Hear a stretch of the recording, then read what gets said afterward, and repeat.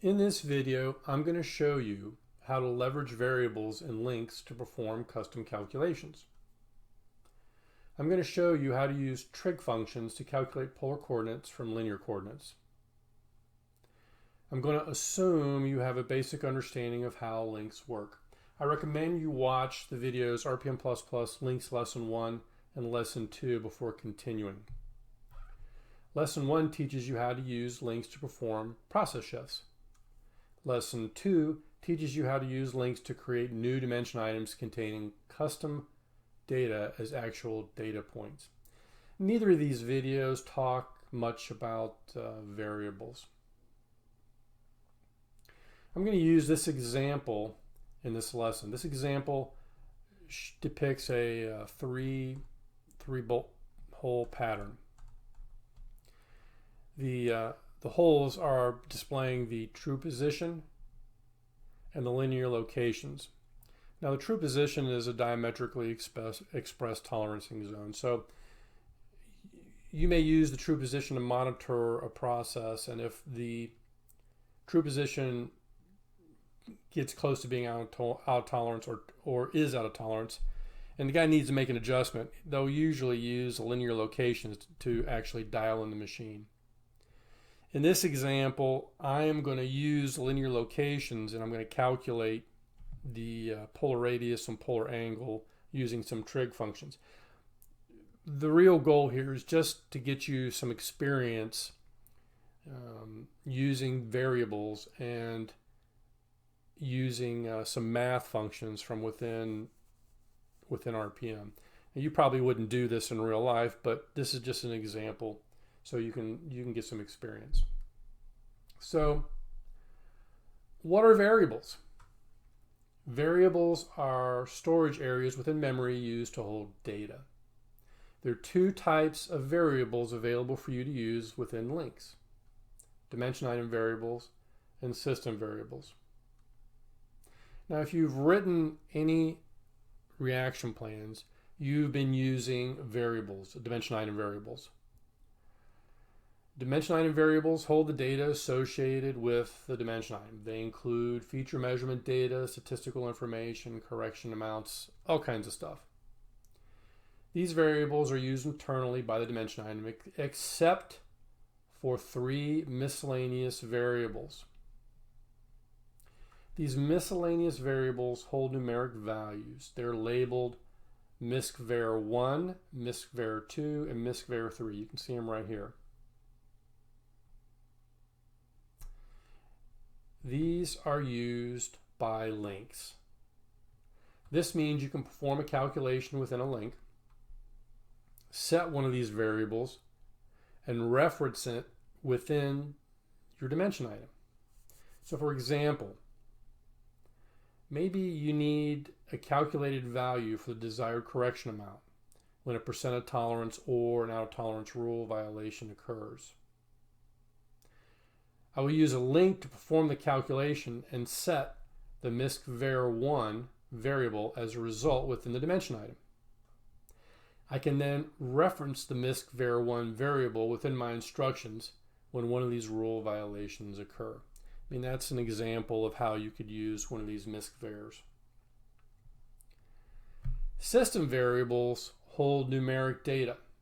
They're different than dimension item variables. They start with the letter S. There are 20 system variables labeled S1 through S20. Dimension items do not have access to system variables. What does that mean? That means you cannot reference a system variable within a dimension item.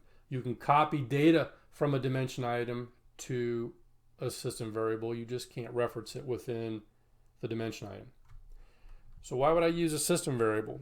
Well, system variables are good for doing intermediary calculations. Maybe you want to set some sort of calculated constant. I could use a system variable for that and reference it within my link. So let's get started. The first thing I want to do is open up my links window, and I'm going to add a link to monitor the one true position. I'm going to click on the link, and for the triggers I'm going to select all, and now I'm going to go to actions. Now you should know what triggers are and you should know what actions are. So I want to create a value. I want to calculate a value which I could use to convert radians to degrees.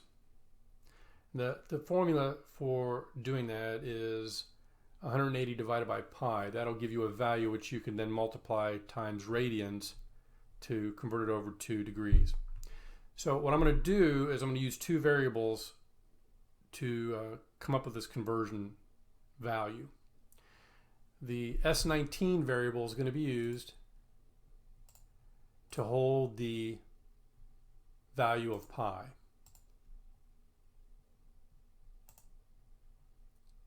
Oops. And I'm going to set the S20 variable equal to 180 degrees, which is a user value. I'll put in a user value here of 180. And I want to divide that by S19, which is the value of pi.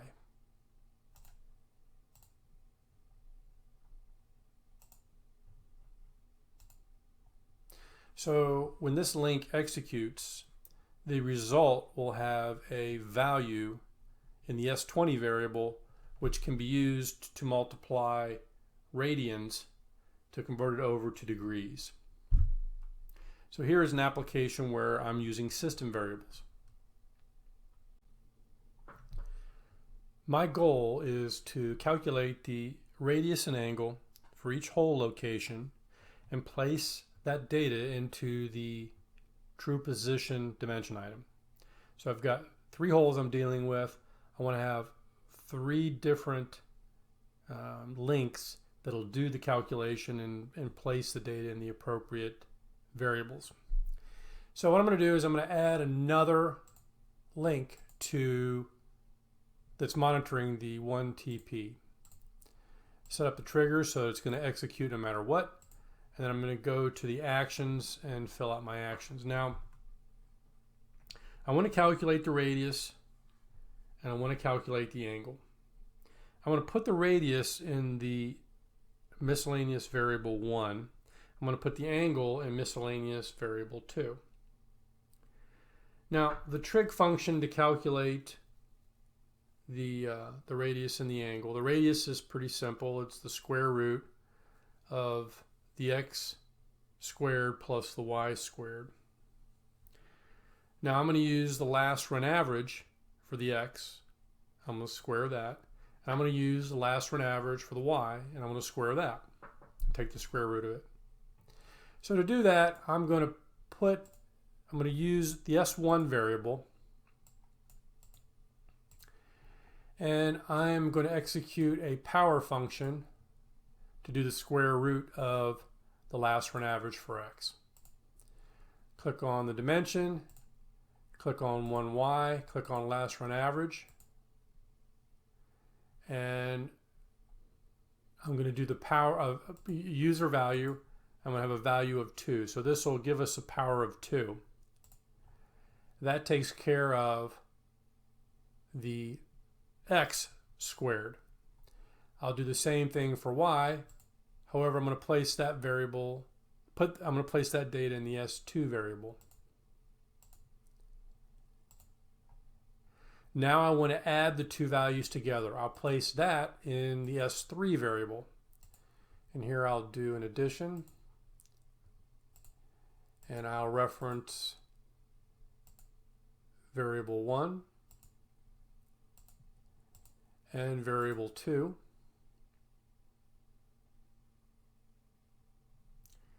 I'll go ahead and add that. Now I want to take the square root of S3. And I'm going to place that into the misc variable 1 for the dimension item TP1. So my result's going to go to a dimension. It's going to go to the true position. And here you'll see I've got the different variables I can place it in. I'm going to put it in MISC variable 1. And I'm going to add, I'm not going to add, I'm going to do the square root. Whoops. The square root of S3. So I'll take the last run average, square it, puts it into S1 variable. Take the last run average of Y, square it, put it into the S2 variable. Add the two together, S1 and S2, put it into S3. Then I'll take the square root of S3 and place that into the 1TP MISC variable. That takes care of our radius. Now I want to do the calculation for the angle. To do the calculation of the angle, it's really a pretty simple function. It's the arctangent function. So I'm going to place the arctangent 2. That'll let me put in a y and a x value, and it'll calculate the corresponding angle for that. So I'm going to choose the 1y last run average for my y value, and for my x I'm going to choose the x last run average.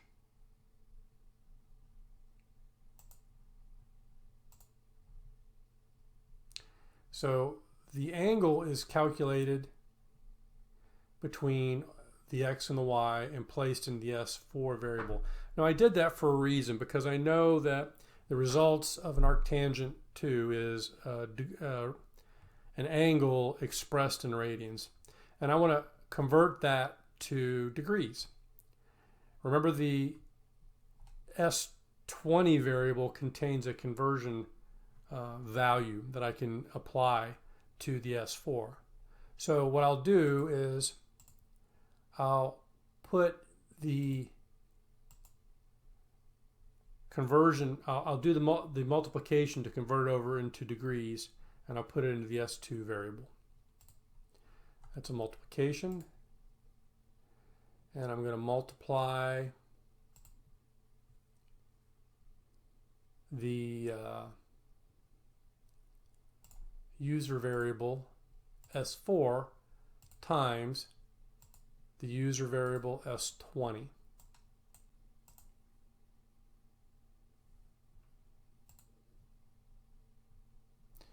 And that will convert it to degrees and place a value into MISC variable 2. So when this executes, the result of our calculations will be a radius in variable 1, MISC variable 1, and an angle in MISC variable 2.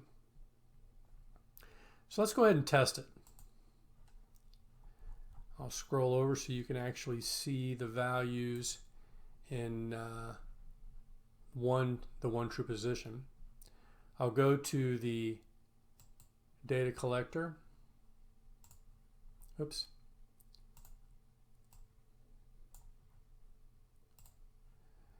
And I'll clear the data.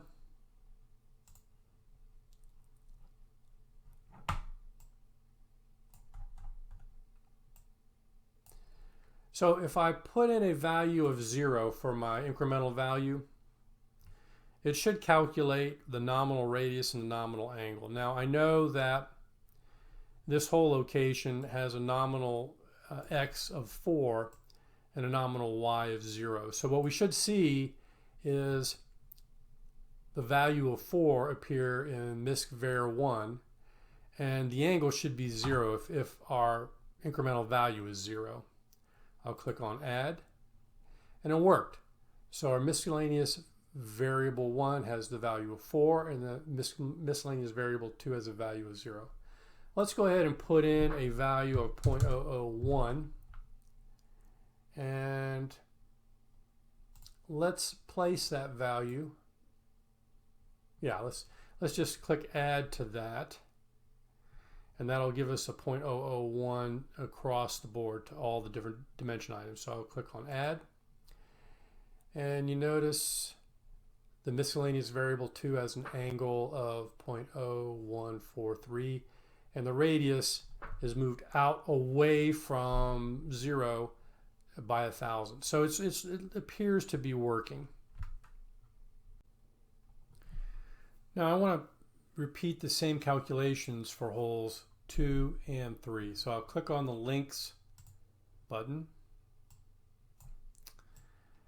and I'm going to add a link for 3 and a link for 6 true position. Set my triggers for 3 TP so that they're all on, and do the same for 6 TP. Now I want to do this as quickly as possible. So what I'm going to do is I'm going to go to the actions of 1 TP, and I'm going to copy the links, the actions here. I'm going to copy that. Go to 3 TP, actions tab, paste them, and then I'm simply going to change the values accordingly. So for the S1 variable, instead of using the 1x, I want to use the 3x. And for this action, instead of using 1y, I want to use 3y. And I want the results to go to 3 TP here. And for the arctangent function, I want to change that to 3y and 3x, and change my 1 TP here to 3 TP. Let me double check, make sure it's right. 3, 3, 3x, 3y, 3 TP. That looks good. I'll do the same thing for 6 TP. Change this to 6x, 6y,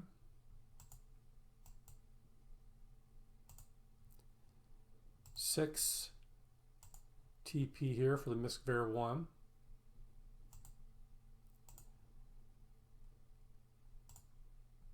6y here, 6x here, and change this to 6 TP. Now I could have changed the logic a little bit to make this a little easier to copy and paste, maybe use some more variables, but you get the idea. I'll say OK. Now when I test this and play it, this should have taken care of the calculations for the other 2 true positions. So I'm going to clear the data. I'm going to look at the 3 TP. Let's see what it looks like if I click on add the first time. It's going to set a value of 0. So the radius is 4, the angle is 120. That looks right. And for the 6 true position, the radius is 4, the angle is -60. That looks right. So it appears to be working. I'll go ahead and add another value. And our angle changed a little bit, so did our radius. And those numbers make sense based upon how the coordinate system is. So this is working. Now, that looks good. We know the calculations are correct. But I really want to use those values in our instruction blocks. So how do we do that? I want to configure this so no matter what rule violation applies, I want to see the radius in the angle. So I'm going to do that. I'm going to go to the quick dimension edit. And I want to change all the true positions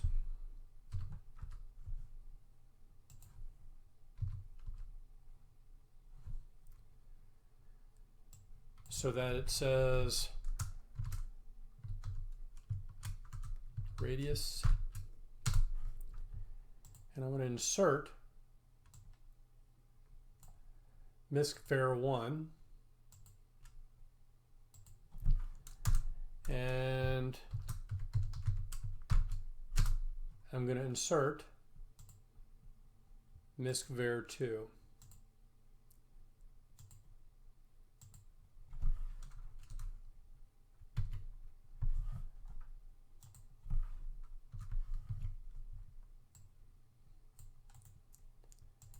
And I'm going to do the same thing for the percent of tolerance rule violation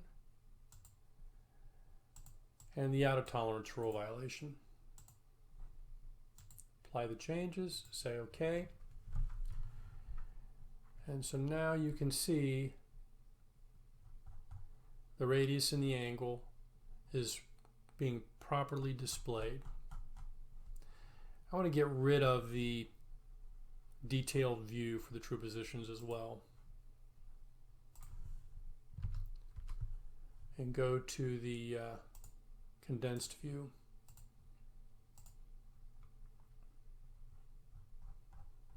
Okay. Now let's go to the view mode. Let's save this. We'll go to the view mode, and I'm going to use the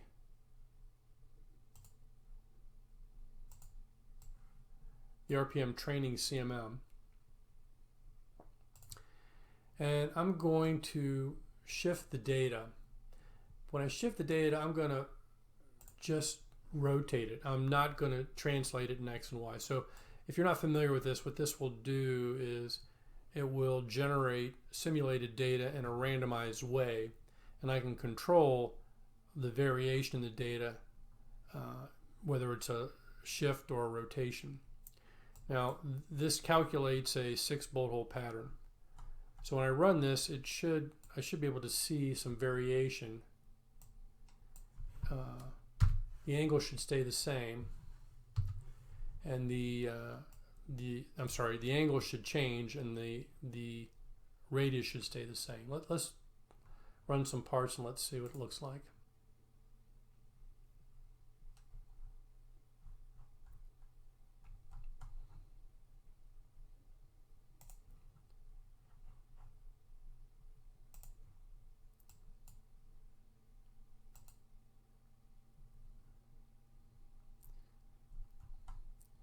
So the radius is changing slightly, but that's because of the normal variation in the data, and the angle is changing accordingly.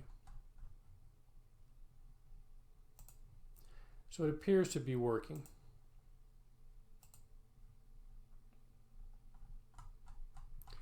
And you can go on and on with this stuff. I mean, you can pretty much calculate anything you need to calculate. In this video, our goal is to just show you how to use variables and how to do some simple trig functions.